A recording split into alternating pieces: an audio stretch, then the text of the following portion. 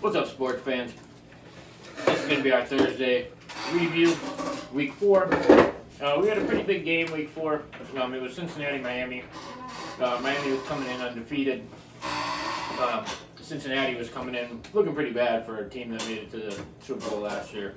One of the big things in this game, all right, so the final score obviously was Cincinnati 27, Miami 15. Cincinnati did take the game. Burrow's back, baby. I don't think so much it had to do with Joe Burrow. I think Burrow's back. The big key to this game, the big thing that everybody's going to be talking about for a long time, actually, it's going to affect the way football's done from going here on out, is Tua tags and his the hit that he took. Well, the refs dropped the ball on there. I mean, and the medical staff and everything. There should have been someone watching how he was, because I remember not too long ago, only a few years ago, that the refs were stopping games left and right. It was pretty. Concussion protocol was taken very seriously, and now Tua's coming out stumbling, and they didn't really take it serious. Well, I'm not gonna say they didn't take it serious, because that's harsh. But here's the thing: is you had a situation last week against Buffalo where he took a really bad hit, and he should have came out of the game. They came out of the game, and he shouldn't have been able to come back into the game. At one point he took 5 steps and fell down, was being held up by his lineman. It looked really bad. He shouldn't have been able to come back in and play. He probably should have been in concussion protocol this week and shouldn't have been starting. But unfortunately he was.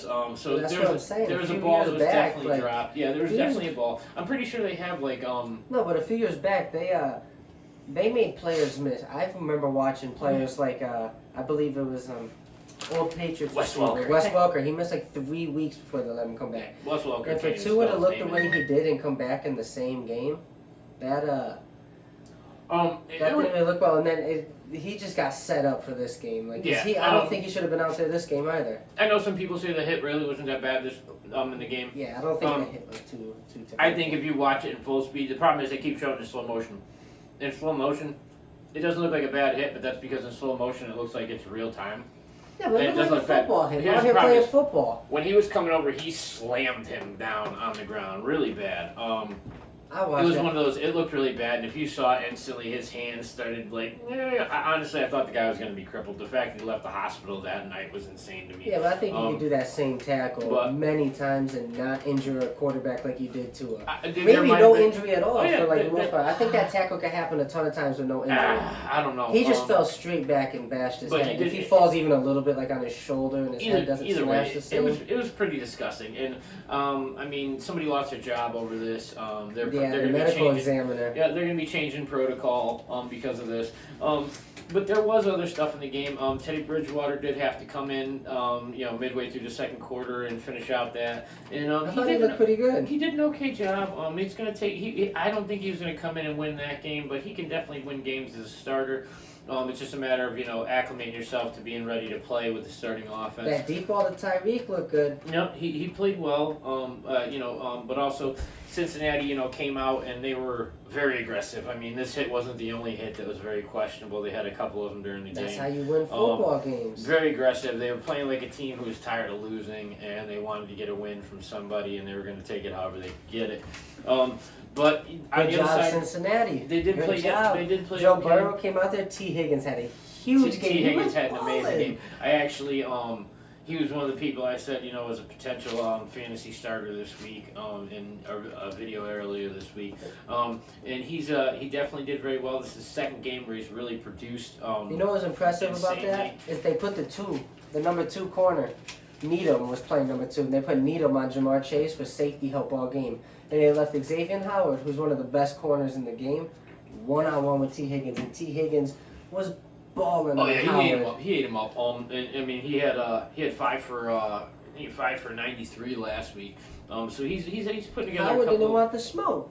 And Chase is still Chase. Mixon looked okay, but there's a couple times out on the goal line where he had a chance to score and just couldn't punch it in.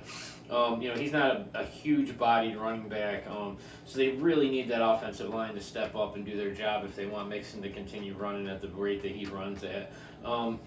But it was, again, the big issue in this game, really, it came down to the injury to Tua. And, not that, Waddle and Tyreek Hill are still there. They didn't lose the weapons, but, just on an emotional standpoint to watch your captain go through something like that. And, again, if you watch the video, his hands were he was up trying to grab his face, couldn't because his hands were all, jammed up. Honestly, when they took him out in stretcher with his hands strapped down, I thought he was going to be at least some kind of paralyzed. So the fact that he's going to be playing in a couple of weeks again is great for the team. Hopefully, it's good for him. Hopefully, a head injury can be very serious. Cincinnati played hard, man. Cincinnati played hard. I hope Tua's okay. Prayers up for Tua, but I hope he's okay. But Cincinnati played hard. Joe Mixon scored a touchdown. Jamar made some big plays. T. Higgins balled out. And I think Cincinnati is ready to start winning some games again. And they might take their division. They might take the North. Ravens look good, and Lamar's playing out of his mind. But Cincinnati looks like they could be coming up, like they're starting to catch some steam, and I like it. I don't know. We'll see what happens. It takes more than one game against somebody that a crippled team at the time to really produce. So we'll see what happens. Well, Tyreek Hill's the fastest man in the world, right? Fastest man on the field, and Chidobe Awuzie got beat up. The Bengals corner Awuzie, he got beat on that deep ball by Tyreek, but I thought he kept Chase pretty well, man. Most and Waddle, the whole team is pretty fast. So you really it's tough because most other teams don't have three guys that are fast enough to keep up with those three guys. So somebody's going to be blowing the doors off somebody at some point. Again, Bridgewater steps into a pretty good situation. We'll see what happens next week with the win from them. Again, I don't know if there's anything else you really have to say about the game, but I think that's, I think that might be our preview for this week. Check for our Sunday preview, week 4, coming up after this. Have a good night, guys. Peace.